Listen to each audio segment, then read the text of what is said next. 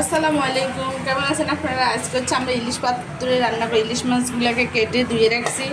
এখানে হচ্ছে ইলিশ পাতুরির জন্য নিচেছে পেঁয়াজ, রসুন, কাঁচামরিচ, শুকনা মরিচ আর হচ্ছে গোটা গোলমরিচ, সাদা আর কালো গোলমরিচ। এটা শুধু সেন্ট হওয়ার জন্য আর কি।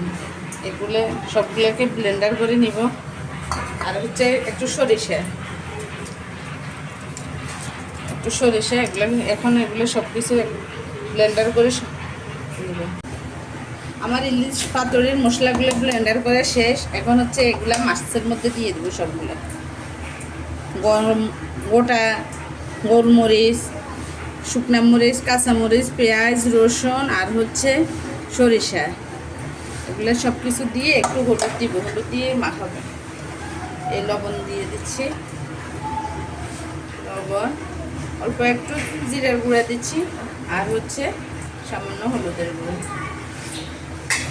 এখন হচ্ছে সব কিছু দিয়ে ভালোভাবে মাখাবো। গোলমরিচ দিলে হচ্ছে কি গোলমরিচের গ্রানটা অনেক সুন্দর। এখন হচ্ছে আমি একটু সয়াবিন তেল দিয়ে দিব।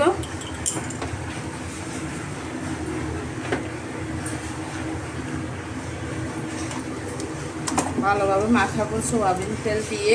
মাখাই হচ্ছে সরিষার তেল দিব। এখানে আর পরে উপর দিয়ে একটু ধনেপাতা দিয়ে দিব।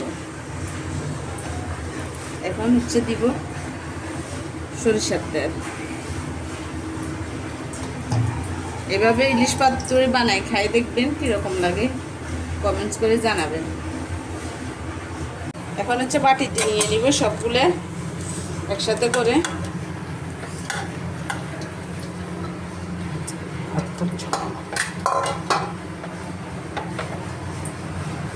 উপর দিয়ে আর একটু সরিষার তেল দিয়ে দিব।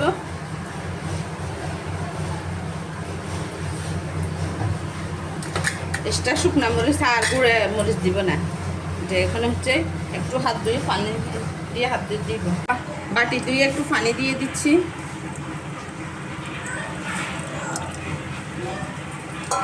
এখন হচ্ছে ঢাকনা দিয়ে বসাই দিব।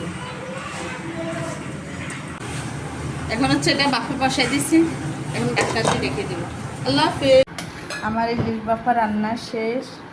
এভাবে রান্না করে খেয়ে দেখবেন, অবশ্যই ভালো লাগবে। দেখতে কি অসাধারণ লাগতেছে, লোভনীয়। আজকের মতন এখানে বিদায়। আল্লাহ হাফেজ। আসসালামু আলাইকুম।